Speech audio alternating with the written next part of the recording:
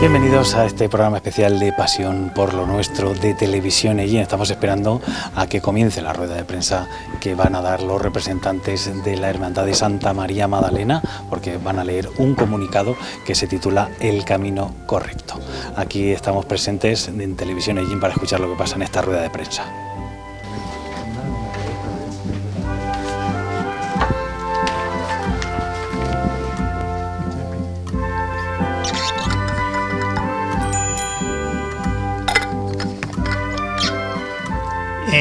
Buenas tardes a todos. Vamos a comenzar la rueda de prensa, si lo ven todos bien. Digo buenas tardes, son casi buenas noches. En primer lugar, muchas gracias a todos ustedes. Entenderán que para mí y para el resto de mis compañeros que me acompañan en la mesa, es un verdadero honor estar aquí y por supuesto y por encima de todo representando a la Hermandad de Santa María Magdalena. También quiero pedirles, indudablemente, algo de paciencia de ustedes hacia nosotros, y espero y deseo que todo transcurra desde el máximo respeto y cordialidad. Sin más preámbulo, vamos a pasar a dar lectura al comunicado de prensa y posteriormente procederemos al turno de preguntas. Paso la palabra a Chimo como portavoz de la hermandad.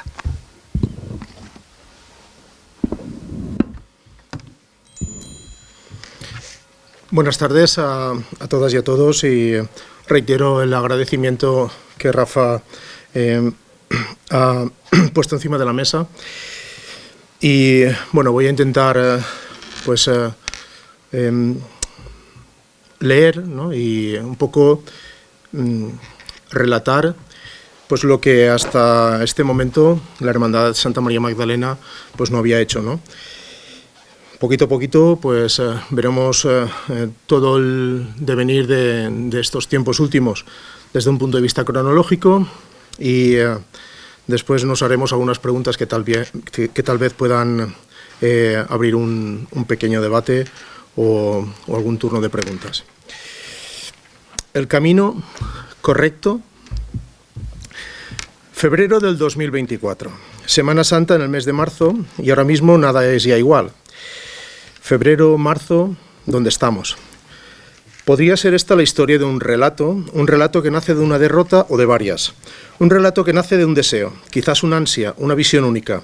Un relato que se construyó desde una verdad subjetiva, la verdad de unos pocos, la verdad impuesta, transmitida sin filtro, proyectada en quien no estuvo nunca, tolerada por quien jamás se preocupó por saber el sentir de unas gentes, mayoritarias en esta hermandad, y cuyo pensamiento, cuyas decisiones, cuyas elecciones han sido denostadas de forma y manera que ni contasen ni que valiesen nada. Pero intentemos entenderlo todo recorriendo los hechos acontecidos en esta hermandad, la de Santa María Magdalena, la hermandad cuya historia en Ellín se acerca a los 80 años. Si nos remontamos a la historia de nuestra hermandad, y especialmente desde que la imagen de Santa María Magdalena es donada por la familia de don Juan Antonio Sánchez Molina y doña Rafaela Vidal, las voluntades, la devoción, el altruismo y el trabajo día a día, a lo largo de muchos años, de un grupo de personas, especialmente de Juan Antonio Bleda, Emilio Sánchez, Alfredo Rodríguez, Lorenzo García, Luis Romero, Manuel Talaya, Antonio Mas, Juan Díaz, Antonio Moreno, Pepe Mas, Antonio Murciano y alguna que otra persona más, supusieron el mantenimiento, la gobernanza, la vida y el desarrollo de la hermandad que históricamente llevó a cabo el culto a la imagen de Santa María Magdalena en la localidad de Ellín. Es importante empezar anotando esto porque, aunque la hermandad tuvo unos primeros estatutos de carácter canónico, emitidos en el año 1950, en donde siempre apareció el término hermandad y nunca cofradía, y que durante decenios se mantuvieron tanto en el desconocimiento tácito de los mismos como en su aplicación práctica, véase, por ejemplo, que los mismos impedían el procesionar a las mujeres, y en la hermandad hace muchos años que esto empezó a ser una realidad, y que aparecieron casualmente en el Rosario hace unos pocos meses. Todo el mundo con cierta edad que vio y vivió el discurrir de la segunda mitad del siglo XX sabe que, efectivamente, el grupo de personas que anteriormente han sido citadas fueron la clave de la existencia y perpetuidad de la Magdalena en Ellín. En ausencia de estatutos conocidos de manera consciente y palpable, en el año 2002 se solicitan estatutos de carácter canónico, los cuales son emitidos con carácter ad experimentum, una expresión en latín usada en la terminología jurídico-eclesiástica para indicar una aprobación limitada en el tiempo, o la extensión, por ejemplo, para una nueva ley, un nuevo ritual o una nueva congregación o comunidad. Estos estatutos buscaban ser un referente provisional que debería ser refrendado para convertirse en la seña estatutaria de la hermandad, si así se decidía por parte de esta, en algún momento. Este hecho no se dio durante los 3 años del ad experimentum, y si bien para la Iglesia los estatutos canónicos tienen carácter cuasi perpetuo, cierto es que esta hermandad nunca llegó a regirse por los mismos. En el año 2006, y ante la necesidad de sostener los procesos de la hermandad más regularizados, y especialmente en lo referido a las relaciones con las administraciones públicas, se decide implementar estatutos de carácter civil, aceptados y asumidos por todos los hermanos, e incluso firmados por algún miembro presente en la comisión reorganizadora, grupo clave que más adelante será concretado. Durante todo el periodo regido entre el 2006 y el 2018, y siendo referente primero don Juan Antonio Bleda, y con el acompañamiento de todos los hermanos y hermanas que siempre quisieron trabajar por y para la hermandad, el tiempo discurre de manera tranquila, acorde al esfuerzo, llevado a cabo por todos y en un ambiente de consenso y devoción, que haría que esta hermandad fuese cobrando cada año mayor valor y presencia en la Semana Santa de Ellín y alcanzase un estatus primario dentro de las realidades que conforman esta parte tan destacada e importante del patrimonio ellinero. En el año 2018, delegando don Juan Antonio Bleda sus habituales responsabilidades y posición, se decide llevar a cabo elecciones a presidente de la hermandad, bajo los estatutos civiles, los que en ese momento y de manera colectiva se habían acordado como reguladores de la naturaleza de la hermandad, por parte de todos los hermanos y hermanas que conformaban esta. A las mismas se presentan las candidaturas de Manuel Herraiz, componente de la comisión reorganizadora, y de José Bleda Callejas. El proceso electoral supondría la victoria del segundo, por una muy amplia mayoría. José Bleda desde entonces conformaría una junta directiva, en la que podríamos, por ejemplo, destacar la presencia de hasta 3 hermanos de los que ahora forman la comisión reorganizadora y cuya participación, por cierto, en el día a día del gobierno y labores de la hermandad brilló más por su ausencia que por cualquier otro menester, que fue la encargada de llevar adelante la hermandad durante los siguientes 4 años, periodo destacable por 2 circunstancias de primer orden. Lo que era todo el proceso de organización del 75 aniversario de la hermandad, que debía llevarse a cabo en marzo del 2020, y el hecho absolutamente olvidado en toda esta historia por muchos, y que condicionó la vida de todo el mundo por doquier, la fatídica pandemia de la COVID-19, y que supondría no tener Semana Santa en el 2020, tampoco en el 2021, y volver a ella en el 2022, con todas las circunstancias derivadas de este periodo. En este año 2022, la hermandad vuelve a desarrollar elecciones según los estatutos que la estaban rigiendo, los civiles. Y a la presidencia se presentan hasta 7 candidaturas, aceptadas todas menos una, por parte de la Junta Electoral, concretamente la de Pascual Clemente, miembro de la comisión reorganizadora, y que no cumplía con el requisito de pertenecer a la hermandad el tiempo suficiente. Decir que días previos a las mismas, miembros de la comisión reorganizadora preguntan si iban a desarrollarse mediante estatutos canónicos o civiles, a lo que se les responde que era lícito y lógico que se llevaran a cabo bajo el amparo de los civiles, pues era el referente actual, al tiempo que los canónicos no habían supuesto la referencia en ningún momento del gobierno y vida de la hermandad. Puede ser este un hecho o una pregunta curiosa, pero en el fondo supuso una especie de génesis de todo lo que llegaría después. Estas elecciones se llevaron a cabo con absoluta transparencia, y prueba de ello es que ahora mismo, si se quisiese, podría comprobarse la veracidad de todo el censo de votantes que participaron. Aquí lo tenemos. La inscripción como miembros de la hermandad activos, mediante comprobación del pago de cuotas en tiempo y forma correspondientes, según los estatutos civiles que, como se ha dicho, regularon dicho proceso electoral. La victoria nuevamente perteneció a la candidatura de José Bleda Callejas, y es destacable el hecho de que el resto de las candidaturas no ganadoras pertenecieron a personas que conformarían, poco tiempo después de estas elecciones, la denominada y ya citada Comisión Reorganizadora de la Cofradía, un concepto cofradía que nunca antes había sido usado ni promulgado en el histórico de la hermandad, y que aparece, todavía no tenemos muy claro el porqué, en la redacción de los estatutos canónicos ad experimentum del año 2002, que, como decimos e insistimos, jamás fueron el referente que determinase el gobierno de la Hermandad de Santa María Magdalena de Ellín. Y es a partir de este momento en donde todo cambia. es, sobre todo, desde las elecciones de 2022, donde aparecen en escena el grupo de personas que se mostraban disconformes con la gestión de la hermandad, bajo la denominación Comisión Reorganizadora. Desde un primer momento se dio un doble espacio de transmisión de ideas. Por una parte, la calle, en donde tuvimos que escuchar más de una vez versiones muchas veces nada fundamentadas ni sostenibles en ningún hecho concreto. Y por otro, en las asambleas que se fueron desarrollando desde entonces, tanto las generales como en alguna extraordinaria. Los tiempos que hemos vivido supusieron tener que afrontar un continuo de mensajes que hacían ver, por una parte, acusaciones varias con respecto a elementos, como pudiese ser el inventario de la hermandad o la propia gestión y desarrollo de las elecciones del año 2022. Todas y cada una de las acusaciones que se fueron vertiendo, al menos en las asambleas, tuvieron siempre la respuesta en forma de evidencia, en forma de documento explícito.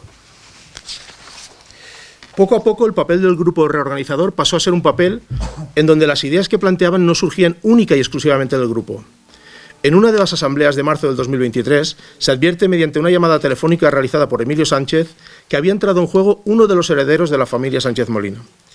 En la misma asamblea se empieza a plantear el hecho de que existían unos estatutos canónicos ad experimentum y que consideraban que esos estatutos debían de haber regido la hermandad. Afirmación esta también curiosa, porque entre los afirmantes había quien había formado parte de una de las juntas directivas regulada de manera civil.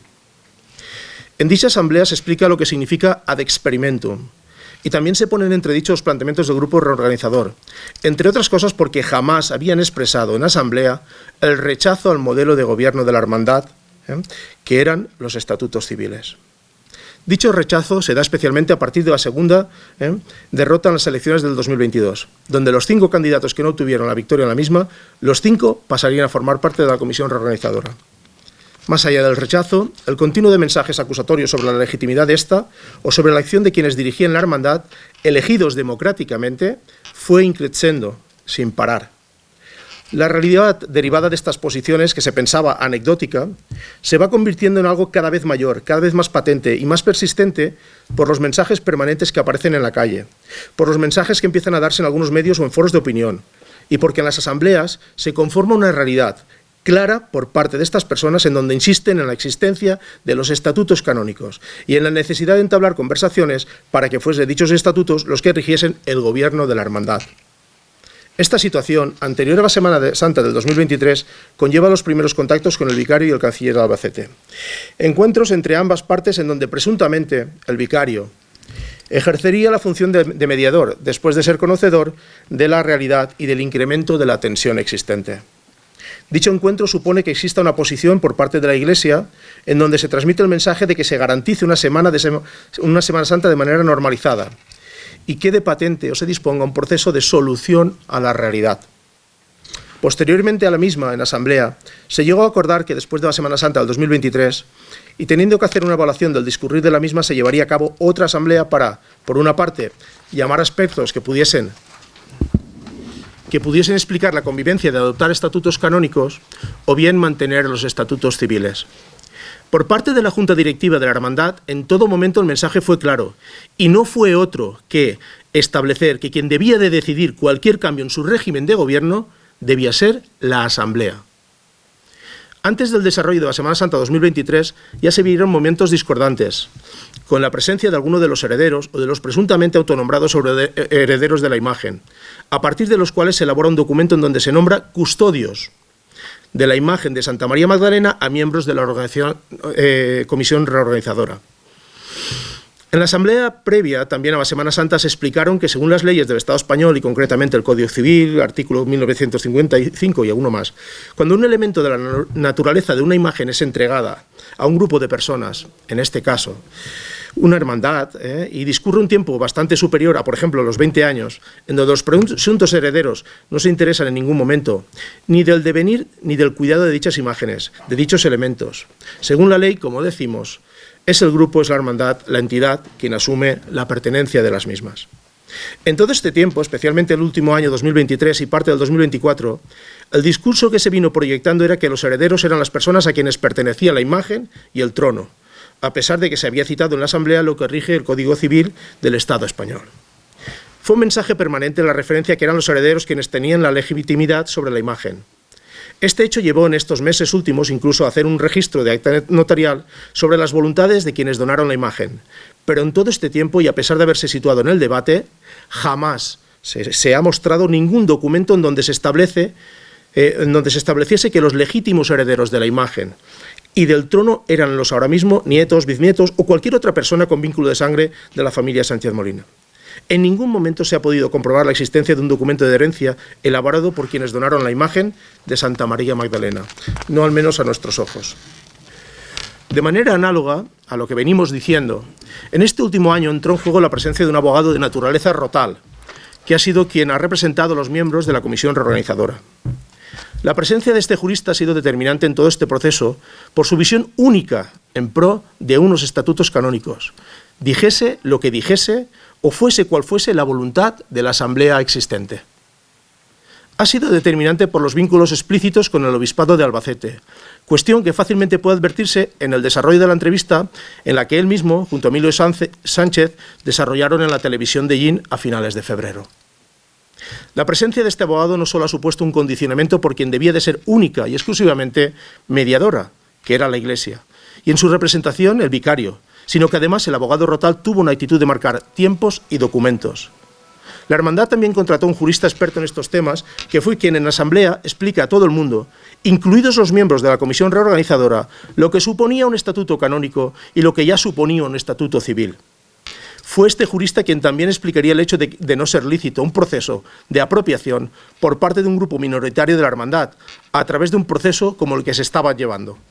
Cuestión clave de toda esta historia y del sentir mayoritario del grueso de los hermanos que hasta el día de hoy conforman la Hermandad de Santa María Magdalena.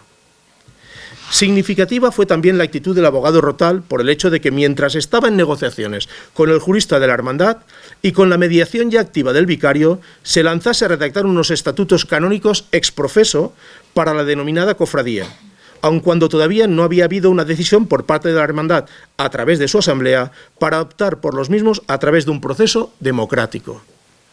Tanto es así que algunos de los miembros de la comisión reorganizadora llegaron a afirmar que a fecha de 31 de julio se había registrado la cofradía en el registro de asociaciones eclesiásticas, hecho que después se desmentiría, y hecho que atribuían los propios miembros de la comisión reorganizadora al abogado rotal.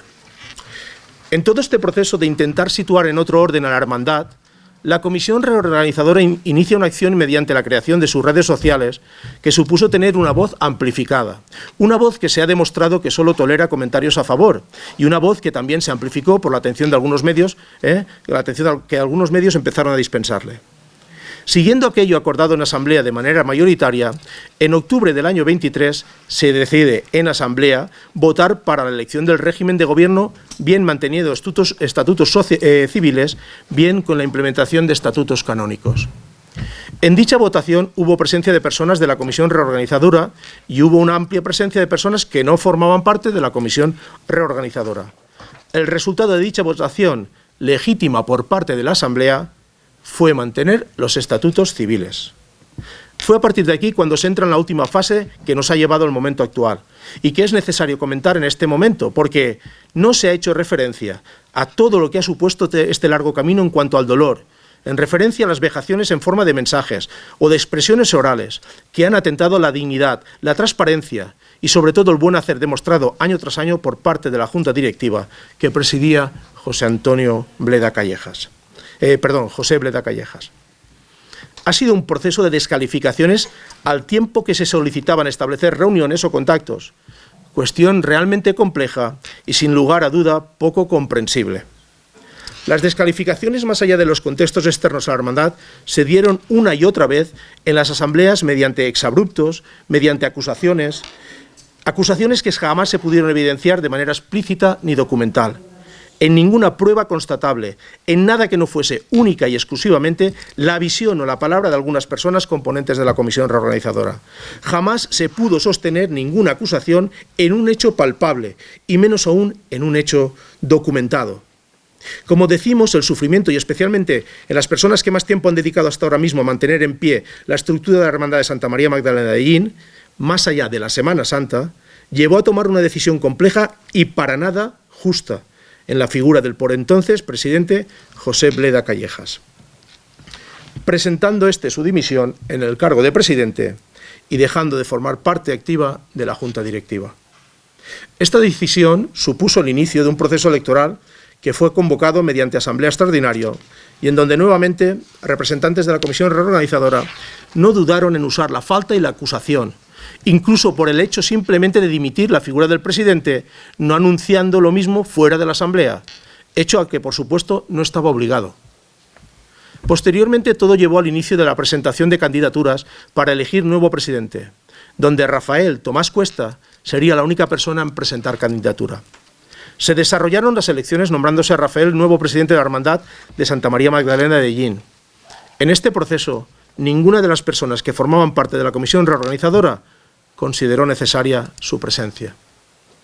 Días después de este hecho es cuando el vicario, interpretando desde su visión una acción mediadora, pero sin duda alguna no respetando las voluntades del grupo mayoritario de la hermandad, publica un decreto, basándose en los estatutos canónicos ad experimentum del año 2002, que nunca habían regulado la hermandad, como se ha dicho ya, y anunciando la posibilidad de acogerse cuantas personas quisieran formar parte del censo de la cofradía, regida esta por estatutos canónicos. Este decreto ya suponía en sí una muestra clara de la no voluntad de aceptar aquello que democráticamente había decidido la Asamblea de la Hermandad, es decir, continuar rigiéndose por estatutos civiles, pero también suponía la confirmación de la no existencia de un censo de la cofradía. Asumía que como tal ni se había regulado, ni gobernado, ni desarrollado. Una vez conformada la nueva Junta Directiva por parte del elegido como presidente Rafael Tomás Cuesta, representantes de esta se reunieron con el vicario y le informaron de la realidad y sobre todo del hecho de haber procurado seguir con la organización de la Semana Santa 2024. La actitud del vicario no fue para nada la que él había transmitido en alguna ocasión, es decir, la de mediador. Se limitó a transmitir la idea de que en el uso de sus funciones había considerado la emisión del decreto para la conformación mediante inscripción en su censo de la cofradía, la cual estaría regida por estatutos canónicos y al amparo de la Iglesia. En esta misma reunión el vicario dejó claro que no iba a permitir la coexistencia de dos entidades diferentes para el culto a Santa María Magdalena. Rafael Tomás llegó a ofrecerle la promesa al vicario de que la hermandad trabajaría por asumir el régimen canónico, si se le permitía desarrollar con normalidad la Semana Santa de 2024. Y la respuesta literal del vicario fue: vuestro tiempo ya ha pasado, y yo no soy un cura de pueblo que necesite quedar bien con todo el mundo. Todo esto lo transmitió desde una atmósfera en la que se mostraba claramente cercano a quienes habían llevado a cabo todo un proceso para llegar a este punto, es decir, la comisión reorganizadora. Cuestión que también puede advertirse en el texto de la carta de agradecimiento por su empeño, que Marisol tiene ahí, que el presidente de la comisión reorganizadora envía al vicario en fecha de 12 de febrero del presente año. En este momento, Julián Ros, el vicario, invitó nuevamente a quien no se hubiese registrado en el censo de la cofradía a que lo hiciese, y para ello amplió hasta la fecha del 7 de febrero el periodo de inscripción, al mismo tiempo que convocó elecciones para, a través de la asamblea de la cofradía, llevar a cabo la elección del hermano mayor en fecha de 10 de febrero a las 11 horas de la mañana en el convento de los franciscanos de la localidad de Ellín. A las 11, sin otra referencia horaria, y sin advertir que pasada la misma no se permitiría el acceso a esta por parte de nadie.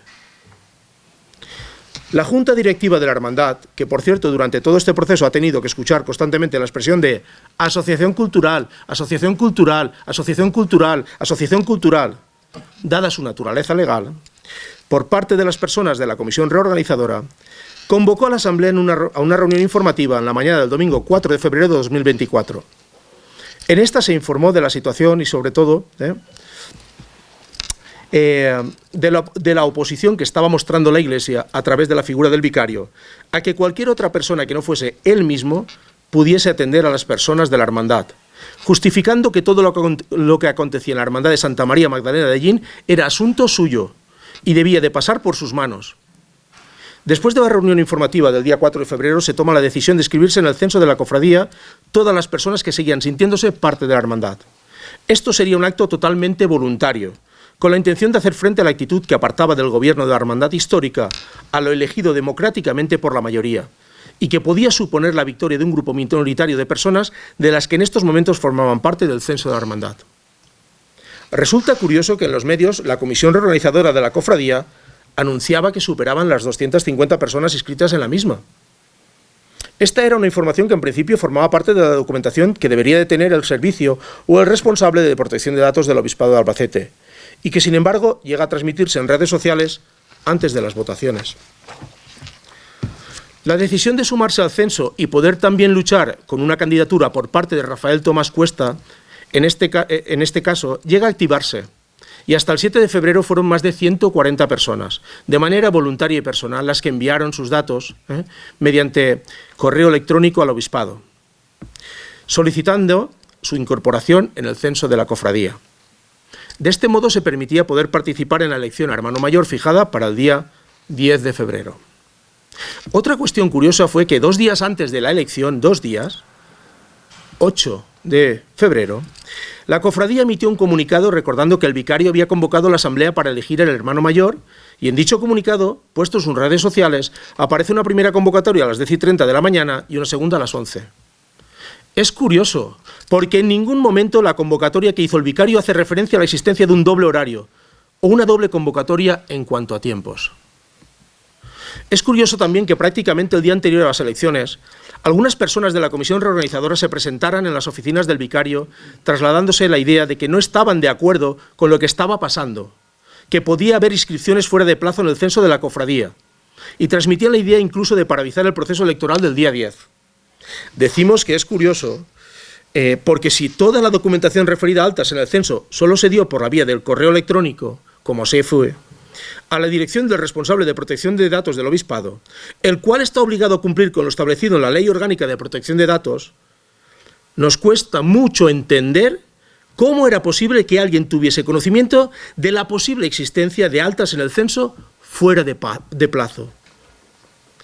Con todo esto llegamos al día 10 de febrero, día de las elecciones, en donde los hechos y todo lo acontecido sinceramente generó y sigue generando más de una duda. La convocatoria del vicario estaba anunciada para las 11 horas de la mañana, como ya se ha dicho anteriormente, sin otra indicación más.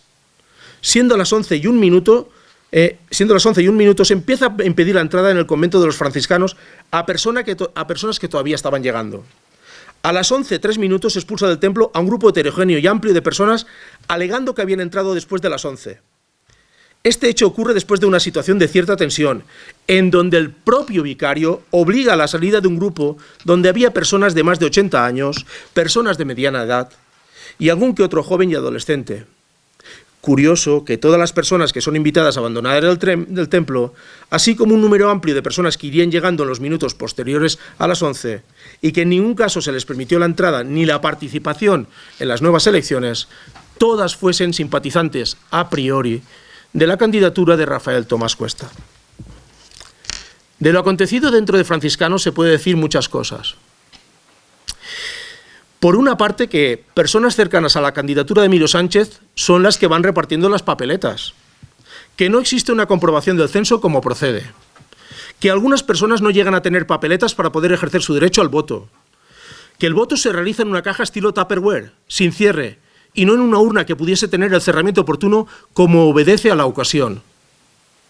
Ocurre también que quien estuvo todo el tiempo impidiendo la entrada de personas y en algún momento incluso la salida de franciscanos fuese uno de los miembros activos de la comisión reorganizadora, convertido en una especie de portero de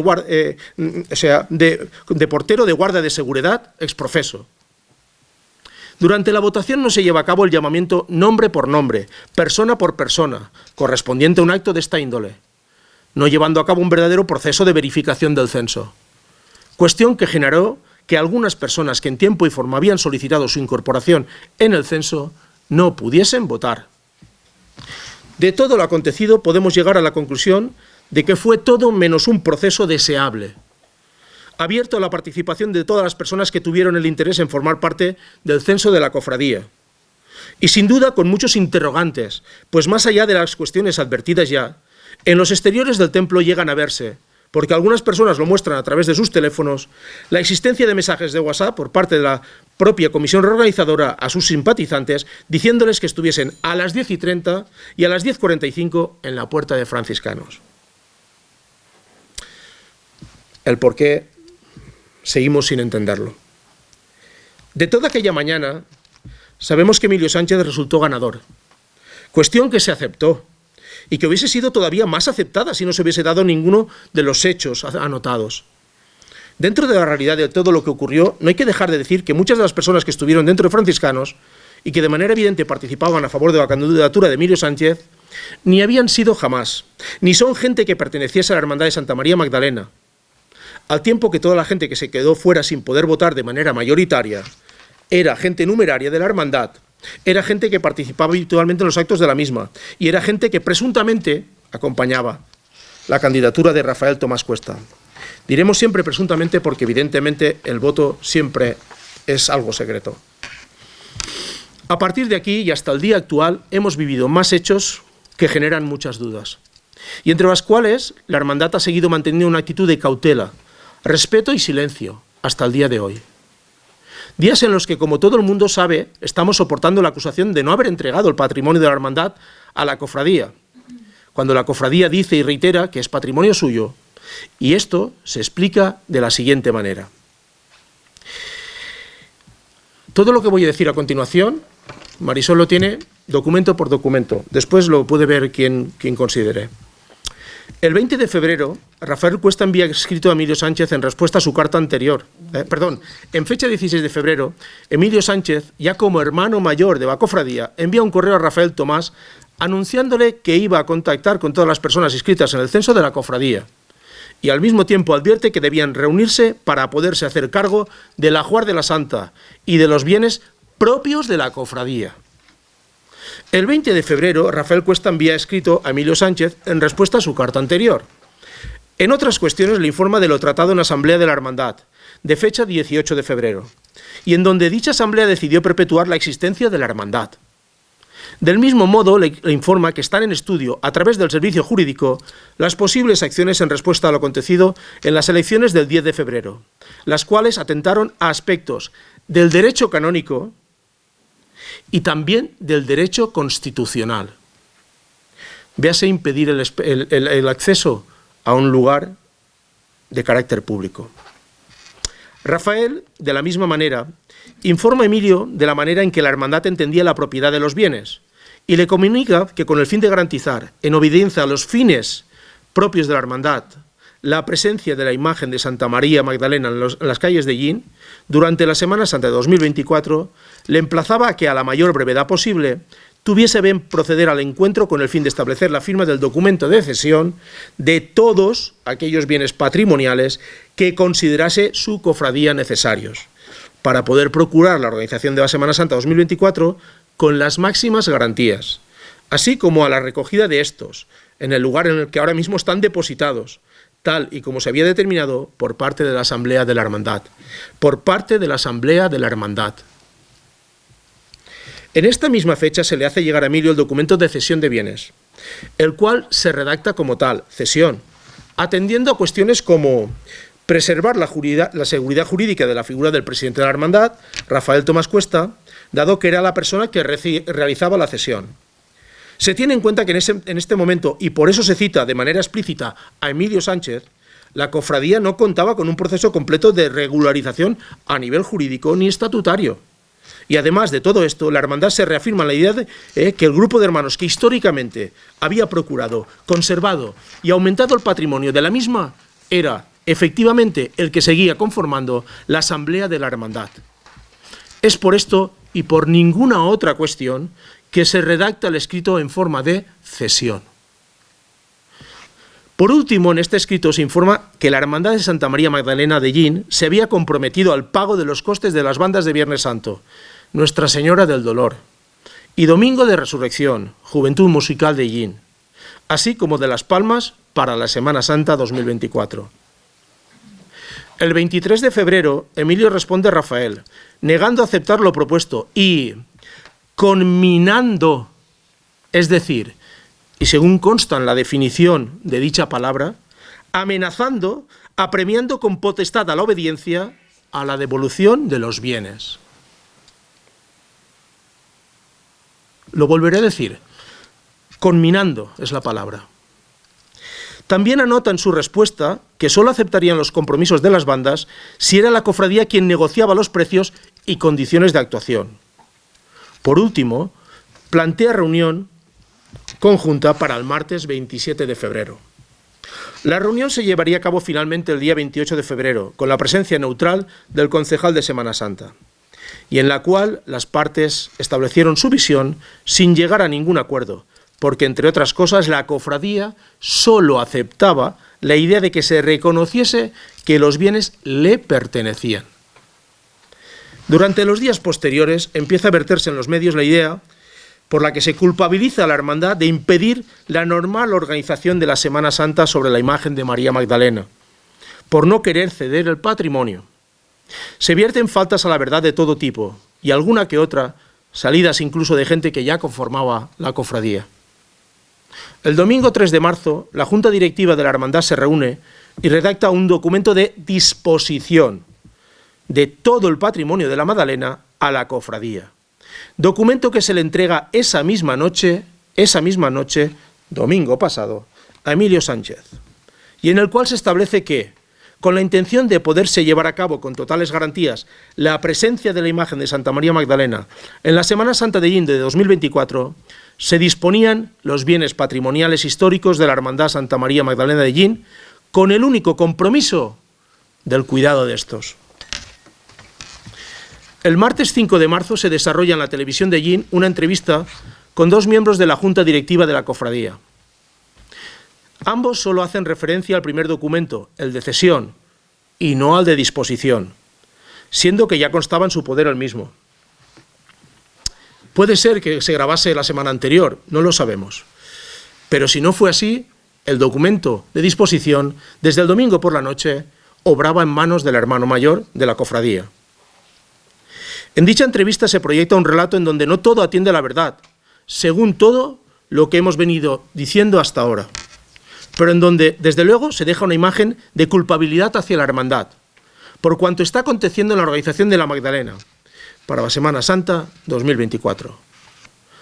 Por último, en el día de hoy, 7 de marzo de 2024, Rafael Tomás Cuesta hace entrega, esta mañana, a Emilio Sánchez de un documento en donde le comunica que tienen a su disposición todos los bienes patrimoniales de Santa María Magdalena, trono, enseres, ajuar, puntos suspensivos, que pueden proceder a la recogida de estos de manera inmediata y que es esta una decisión que obedece, por encima de todo, al respeto y la dignidad que merece ella, la imagen de Santa María Magdalena y por ende también la Semana Santa de Llín. Este es el relato de toda esta coyuntura, desde su inicio hasta el día de hoy, día en el cual, y por primera vez, esta hermandad ha considerado posicionarla, mostrar su visión de manera pública. A estas horas en los medios ya se ha publicado la existencia de ese documento de entrega para la recogida inmediata, cuando quieran, con el trono preparado prácticamente. Un trono que no necesita de varias semanas para montarse. Es difícil que alguien que nunca ha hecho una cosa como montar y preparar un trono pueda confirmar y afirmar públicamente el tiempo que se necesita para ello. Esto ocurrió también en la televisión, delante de todos los telespectadores. De todo ello, queremos concluir con algunas cuestiones que verdaderamente puede que estén indeterminadas o tal vez muy determinadas. Podemos entender que optar por una gestión no basada en el derecho canónico es un acto alegal, no regularizado, no correcto, acusación que hemos tenido que soportar por parte de la comisión reorganizadora durante meses. Desde esta idea, ¿es alegal? ¿Es irregular? ¿Incorrecta la situación de la mayoría de las hermandades y cofradías de Llín por no estar bajo el derecho canónico o de la propia Asociación de Cofradías y Hermandades hasta hace pocas semanas? ¿Es alegal? ¿Es irregular? como lo era nuestra situación? ¿Por qué tantas veces se nos llama asociación cultural? ¿Se hace con el resto de cofradías y hermandades no canónicas? ¿Se citan como en su situación legal el nombre de cada una de las cofradías y hermandades que aparecen en la revista Redoble? Los periodistas deportivos, cuando citan al Atlético de Madrid, están diciendo Atlético de Madrid, Sociedad Anónima Deportiva constantemente, Sociedad Anónima Deportiva, Sociedad Anónima Deportiva. Pensémoslo. El programa del martes estuvimos a punto, bueno, o al menos yo estuve a punto de coger y rebobinarlo y empezar a puntear las veces que apareció la palabra asociación cultural. Fue la palabra más sonora, la palabra empoderada del programa. La palabra que, desde luego, teniendo en cuenta la forma de gobierno decidida por asamblea desde hace muchísimo tiempo, pues pertenece, pero que su uso ha sido un acto de absoluta falta de respeto hacia una hermandad histórica de esta localidad. Lo veamos como lo veamos. Puede ser mi opinión, o puede ser la opinión mayoritaria de la hermandad o de muchas personas que simplemente pertenecen a otros contextos. Toda esta historia encierra un verdadero sentimiento religioso, como para estar recordando constantemente que el camino correcto es el de los estatutos canónicos. ¿Es el hecho religioso lo que motiva, lo que mueve, lo que activa la parte afectiva de todas las personas que han conseguido llegar al punto que han llegado? Y cuidado, que les felicitamos. Puede ser, ¿no? Quienes estamos aquí también somos cristianos o católicos, practicantes, menos practicantes, o... Muy bien. Quienes conforman la cofradía por derecho canónico también deben serlo. Ejemplares en la vida de la Iglesia. Entendemos que así son. ¿Eran merecedores las personas que han dedicado tiempo, esfuerzos y alguna que otra cosa más a que se vertiesen acusaciones jamás fundamentadas en hecho explícito alguna? Jamás. Ni un documento. Ni un documento. Pero daba igual si fuera Facebook, si era Instagram, o en el bar de la esquina. Las cuentas no están claras. Ahí tienes las cuentas. En asamblea. Validadas por agentes externos.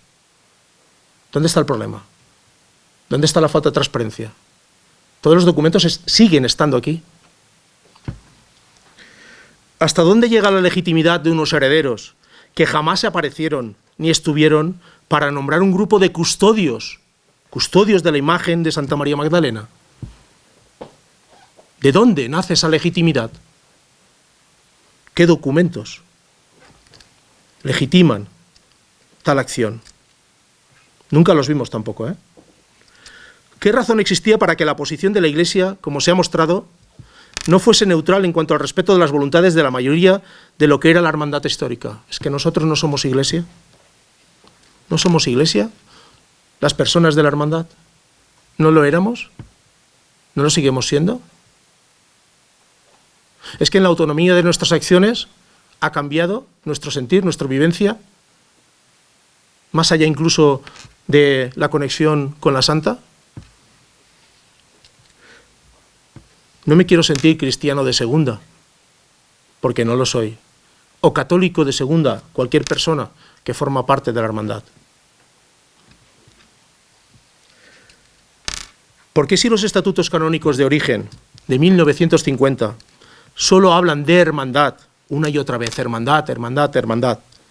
Los del 2002, no implementados, como hemos dicho, hablan de cofradía y ahora se convierten en la realidad verdadera. El martes se pascualmente verbaliza una frase donde literalmente hace un giro de hermandad, cofradía, y es lo que toca, más o menos. Como lo podemos volver a ver, cada uno lo puede entender, escuchar y también sacar sus conclusiones. Esto es una pregunta, como he dicho, indeterminada o a lo mejor determinada, para mí sigue siendo una duda. Y muchas de las personas que llevamos en este proceso estamos en las rampas de salida para irnos a estudiar a la Facultad de Derecho, empezando por el derecho canónico y romano. De la simbología del canónico nos hemos llenado en los últimos meses, no pueden ustedes imaginar hasta qué punto. ¿Cómo se justifica todo lo acontecido el día 10 de febrero? Si lo que se buscaba era la concordia y el hermanamiento. ¿Qué sentido tiene el cierre a cal y canto del acceso a las elecciones de manera taxativa para personas que habían decidido voluntariamente, sea cual fuese, digamos la verdad, la forma de gestionar el envío de los correos, pero de manera individual, formar parte del censo de la cofradía y poder participar con pleno derecho en las elecciones del día 10 a hermano mayor? ¿Por qué? ¿Por qué? Los tiempos y las explicaciones sobre los tiempos a veces han rozado el absurdo.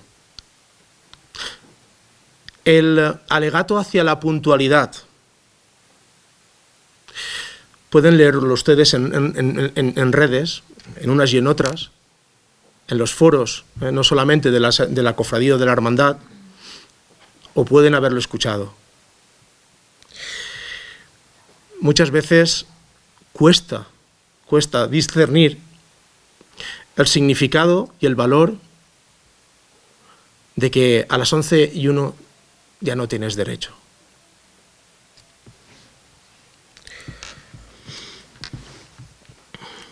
¿Merece una asamblea que de manera legítima y mayoritaria decide su forma de gobierno ser apartada de lo que había sido su vida en relación con la santa, de la manera en que se había dado durante toda su vida? Después de escucharnos, ¿dónde está la negativa de esta hermandad a facilitar el desarrollo de la Semana Santa y, sobre todo, a la presencia de nuestra santa de manera digna en las calles de Ellín? Antes he leído la palabra fines. Fines es la palabra que los estatutos civiles de esta hermandad, los que la han regido desde que así se decidió, establecían como acción y como prioridad máxima la finalidad, la dignificación de la imagen, el culto y la devoción por la Magdalena. ¿Ha existido una actitud de apropiación del patrimonio o de la propia santa cuando, por ejemplo, cuando se ha tenido que reparar porque estaba en una situación como la que vivió, afectada por carcoma hace años, y se tuvo que atender de la manera que se tuvo que atender? ¿De verdad ha habido un sentir de apropiación cuando todo el patrimonio de la hermandad está y ha estado en un local privado a coste cero? Y por último,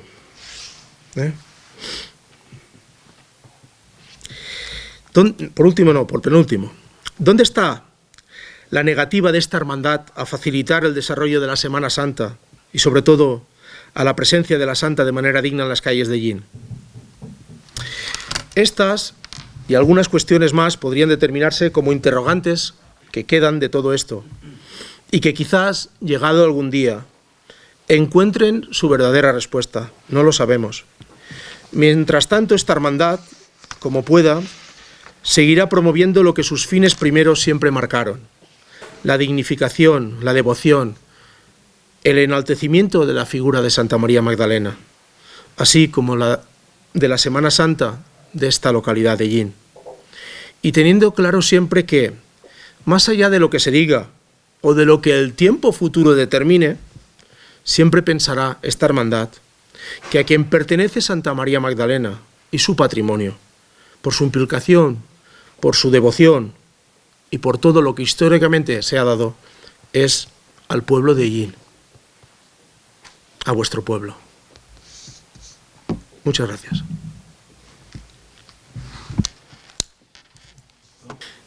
¿Quieres contestar tú? ¿Empiezo yo? Vamos a ver. Bueno. Yo simplemente una anotación. Omitir lo de el término asociación está conectado con lo que he dicho anteriormente. Porque llega un momento en donde empezamos a sentir cierta vergüenza. Y llega un momento en donde decimos, nos vamos a seguir admitiendo que se nos llame de una forma que jamás se había llamado a esta hermandad. No hay otra cuestión. Eso fue la razón que provocó, porque evidentemente hay una atmósfera en este recorrido de documentos, en estas 2 últimas semanas, hay una atmósfera que se va generando. Eso en cuanto a la omisión, ¿vale? Rafa. Vamos a ver, en cuanto al cambio...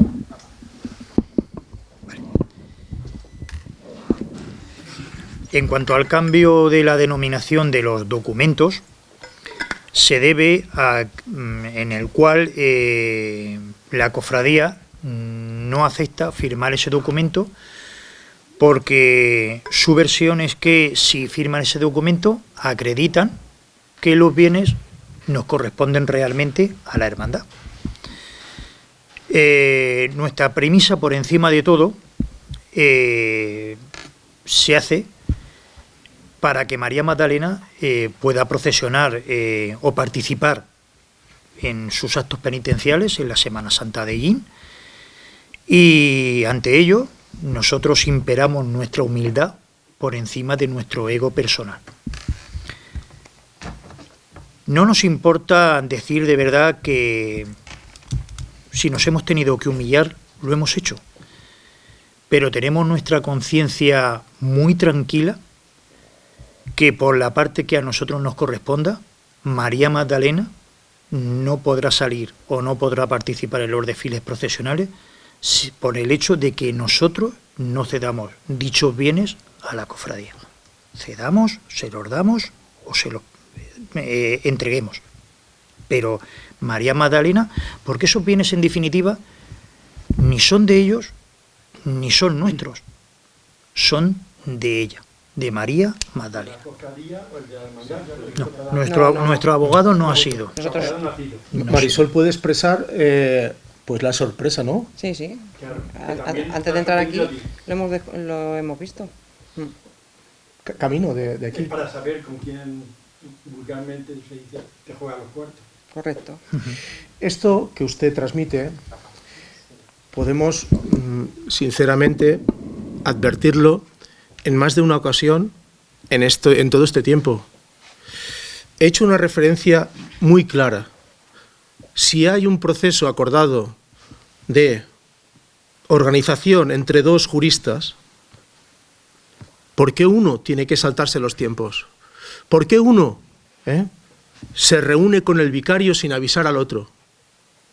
¿Por qué el otro llama por teléfono insistentemente y no se le coge la llamada? Ni se le dice, acércate, cuando su despacho estaba a pocos metros. Esto nos ha ocurrido también. ¿Por qué los propios miembros de la comisión reorganizadora dicen que a 31 de julio, es una errata que hay en el documento, que ponía agosto, es pues 31 de julio, se ha inscrito la cofradía, pero resulta que después no? El papel del abogado Rotal para nosotros ha sido, bueno, también curioso, digamos. Lo hemos felicitado también. Su misión se ha cumplido en muchos aspectos de manera muy eficaz. No sabemos si eficiente, pero sí que muy eficaz. Pero esta sensación de cara planchada, al igual que esta tarde nos ha pasado, les puede pasar a ustedes, es lo que venimos viviendo en más de una ocasión en todo este tiempo. Bueno, la Iglesia tiene un sentido jerárquico en el cual no hay mucho margen para poder hacerles cambiar, y para ellos existe la ley del dicto y mando.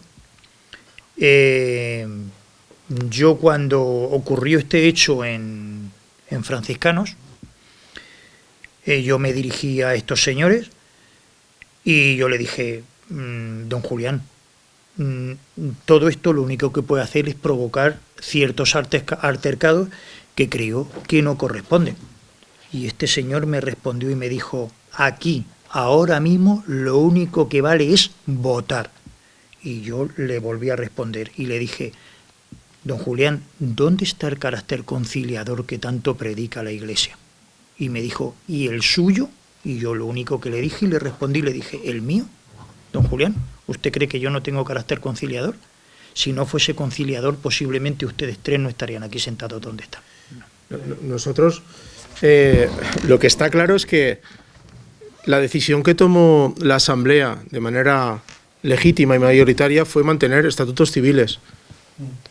Los estatutos civiles la Iglesia no interviene en los mismos.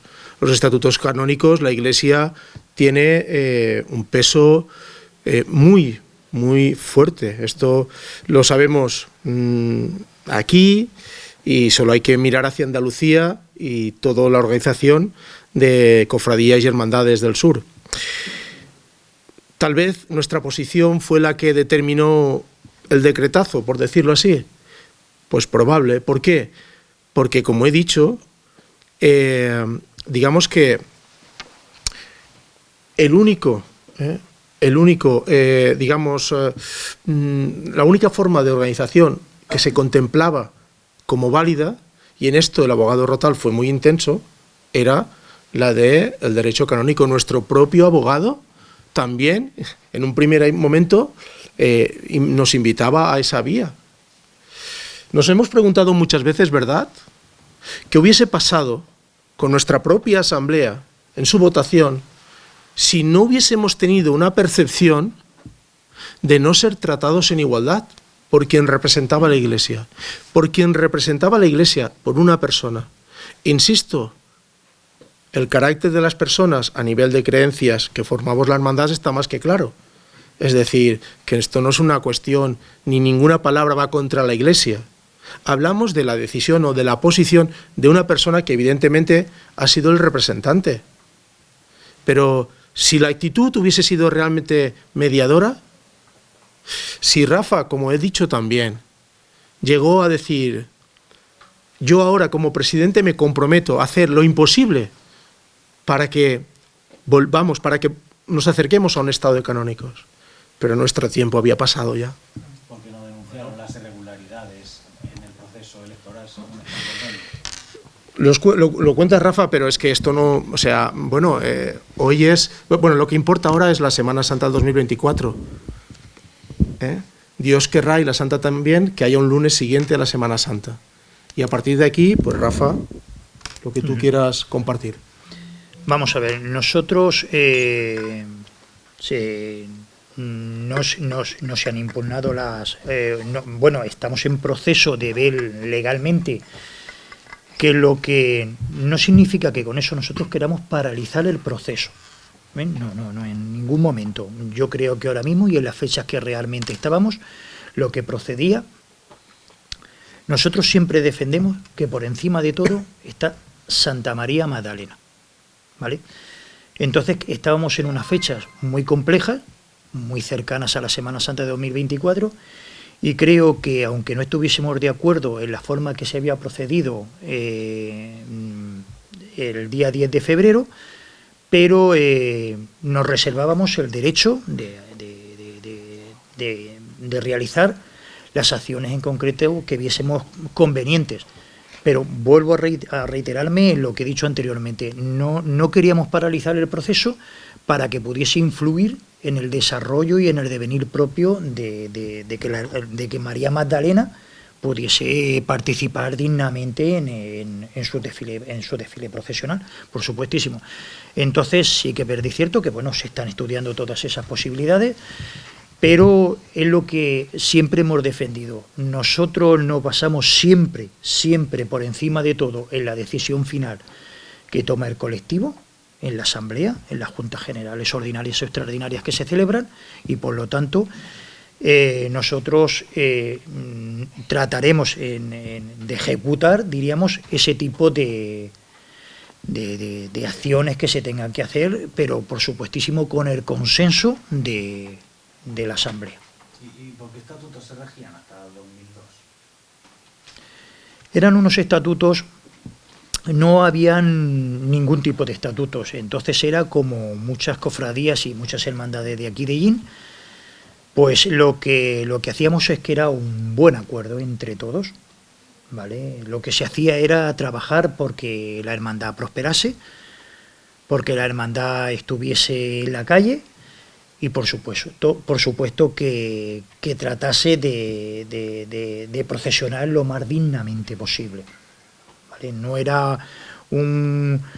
No habían una serie de estatutos que nos rigiésemos por ellos, ni civiles ni eclesiásticos, los cuales nosotros también, aunque se diga que no, pero desconocíamos que estaban los estatutos eclesiásticos del año 1950. Y cuando todo esto se quiso regularizar y demás, cuando lleguemos al año 2002, pues a través de nosotros queríamos participar, igual que otra serie de hermandades y cofradías, en ciertos actos, y aparte de eso, pues bueno, es verdad y cierto que la Asociación de Cofradías y Hermandades quería, diríamos, regularizar esa cierta irregularidad, si podemos llamarlo, que había en ciertas cofradías y hermandades, y entre ellas, por supuesto, nosotros. Ustedes dicen, perdón un segundo, solo ya voy, no, a la pregunta. Es que ustedes dicen que no conocían los estatutos, pero miembros de la cofradía del Rosario nos cuentan que sí que sabían que estaban ahí en el Rosario, en el archivo del Rosario, esos estatutos. Pero ellos son nosotros. Claro. Pero ellos son nosotros. Llamando al obispado, porque el obispado sí que guarda todos los documentos. Pero es que no era el obispado. Es que no era Albacete. el obispado de Albacete. Era de Cartagena, que lo Era hemos el de solicitado Cartagena. hace ya 4 meses que solicitamos eso y no responden. Nosotros esa copia de estatutos que la cofradía del Rosario nos facilita, quiero contarlo porque también es un poco anecdótico y creo que procede contarlo. Se pone en contacto con nosotros la cofradía del Rosario después de no sé cuántos años, desde el año 1950 al 24, creo que son 74 años, si mal no me equivoco. Ellos tienen una copia en sus archivos, no sé si es que la cofradía de Rosario tiene el archivo nacional, no lo sé, lo digo con forma irónica porque qué casualidad que después de 74 años y en estas circunstancias aparecen esos estatutos canónicos, los cuales nos llaman para que subamos a recogerlos y demás, y subimos la junta directiva a recogerlo.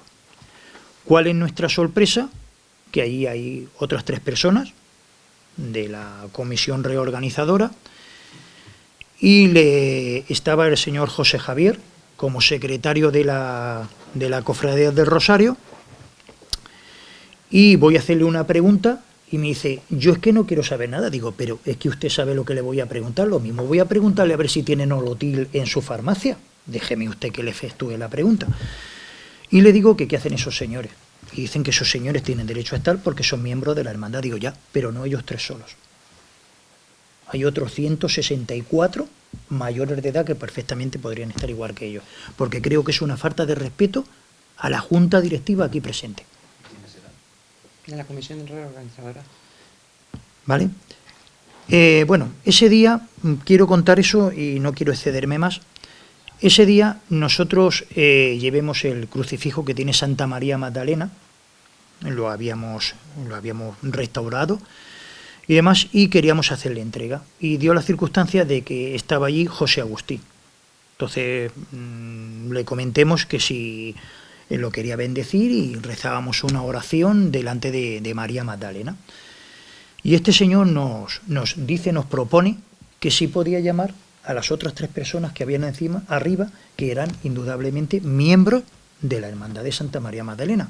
Él, no fuimos ninguno de nosotros, él personalmente, José Agustín. Le dijimos, claro, ¿por qué no? Si esto era de todos y para todos.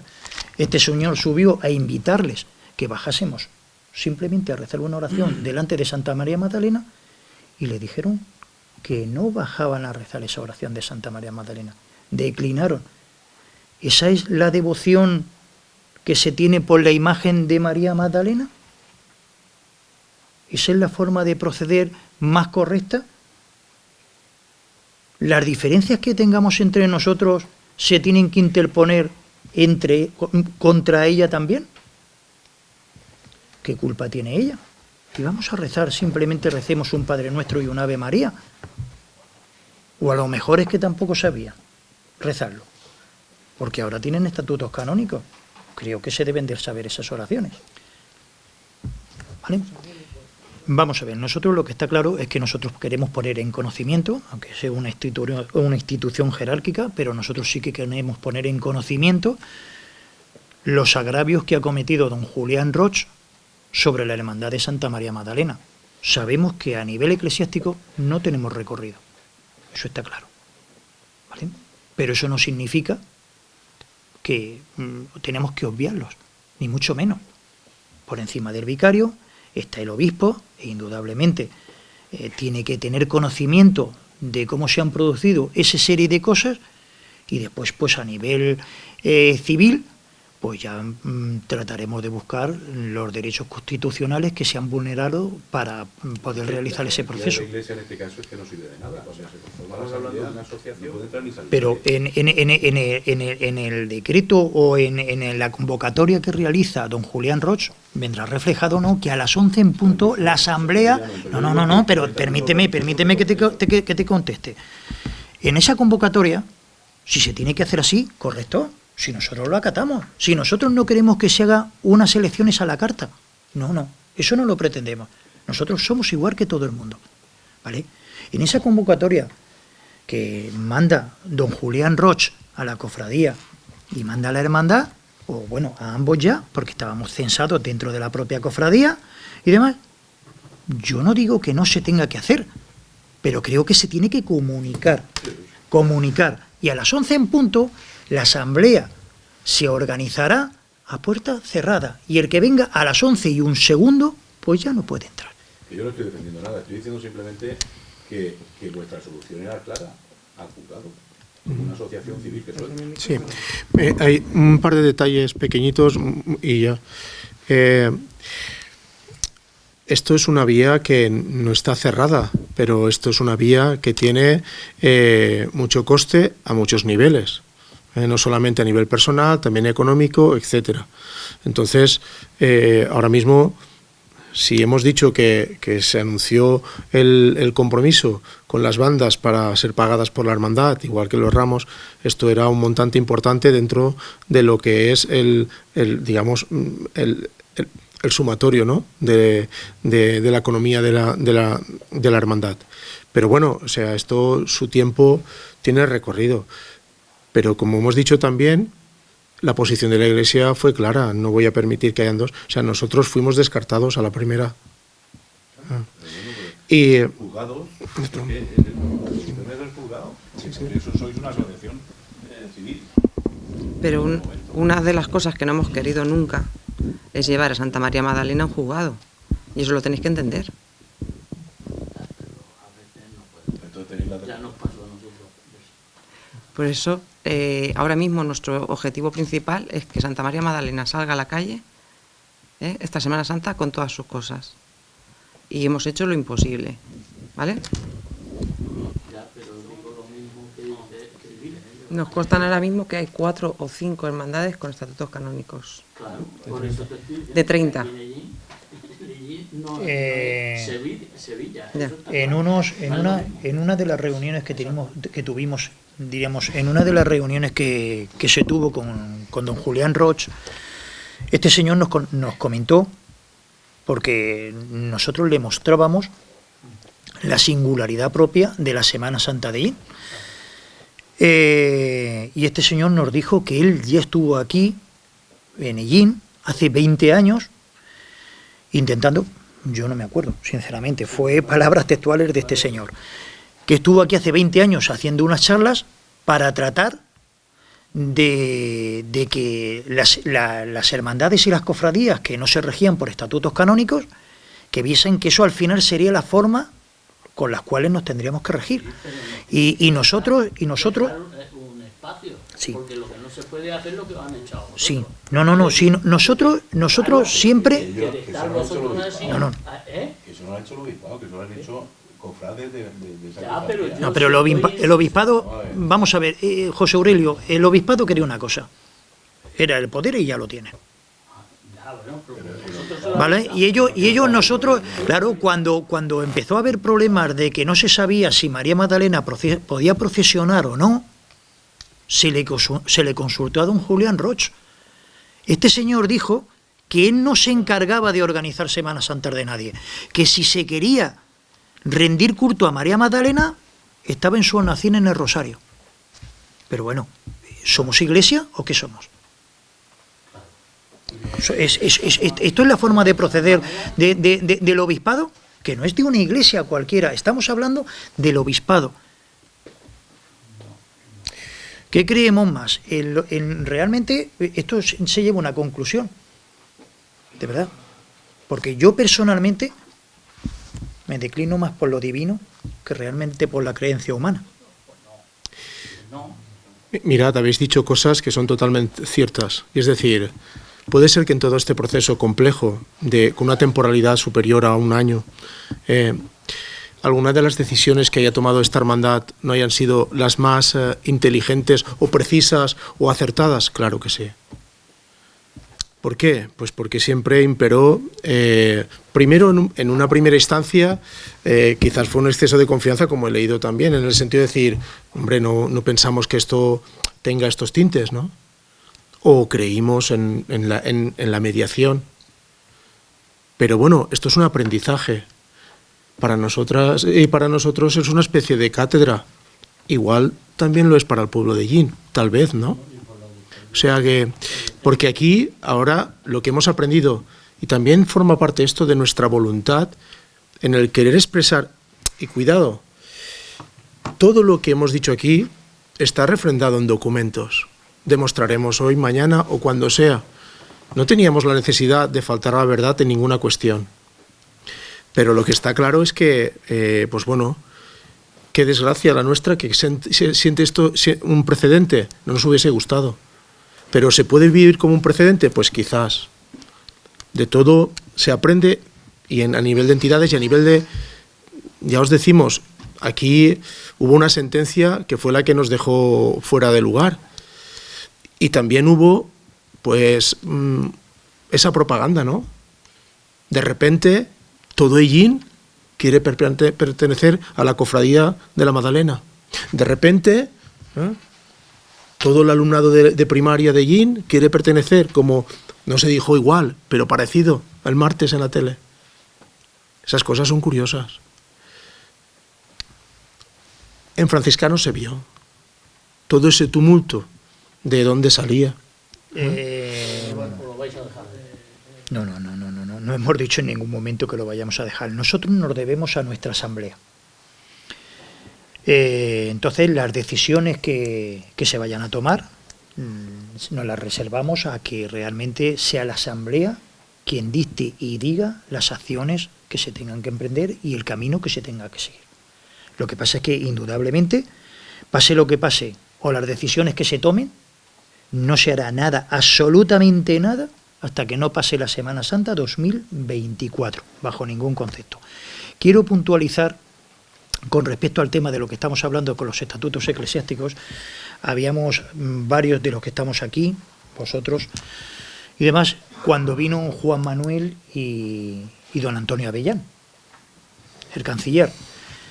Yo le propuse, le hice un par de preguntas, me podéis corregir si falto a la verdad. Estaba también, creo que, si mal no me equivoco, don Ricardo, que aún todavía sigue estando aquí en Ellín. Y como le hice varias preguntas con respecto a esta materia, Juan Manuel me dijo, ¿usted es católico? Y yo me levanté y le dije, yo soy católico, apostólico y romano, creyente y practicante. Y la única diferencia que hay entre usted y yo es que usted lleva un crucifijo por fuera y yo lo llevo por dentro, que fue cuando me lo saqué. Nada más. Y ya no continuemos más. Entonces, es que no se puede pasar por encima de la gente con una apisonadora.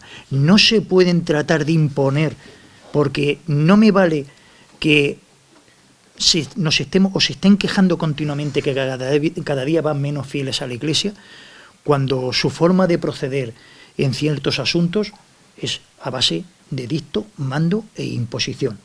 Porque en todo proceso democrático, sea del índole que sea y demás, la mayoría impera por encima de la minoría.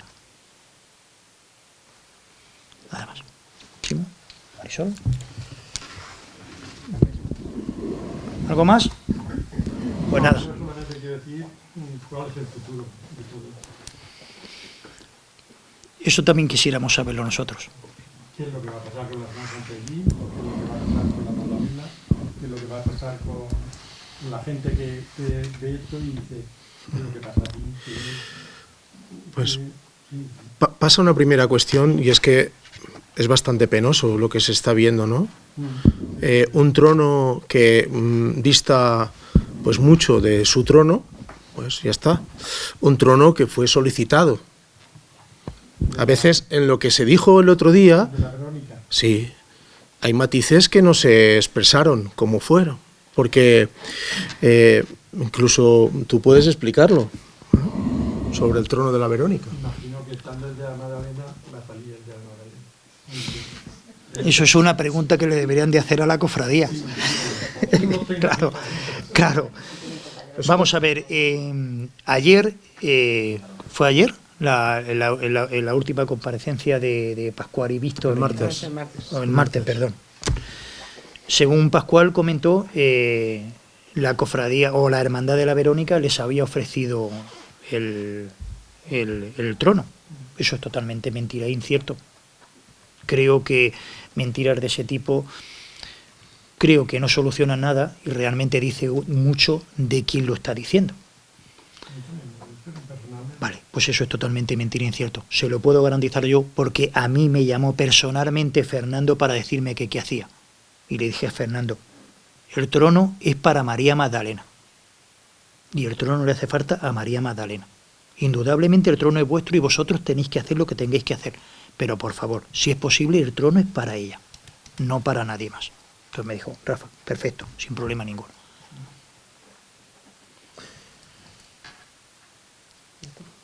¿Algo más? Pues muchísimas gracias. Pues damos por finalizada la rueda de prensa y muchísimas gracias a todos los medios de comunicación por vuestra asistencia y sobre todo al público que aquí tenemos presente. Gracias por vuestra paciencia. Muchas gracias. Gracias. Rach Padilla. Bueno.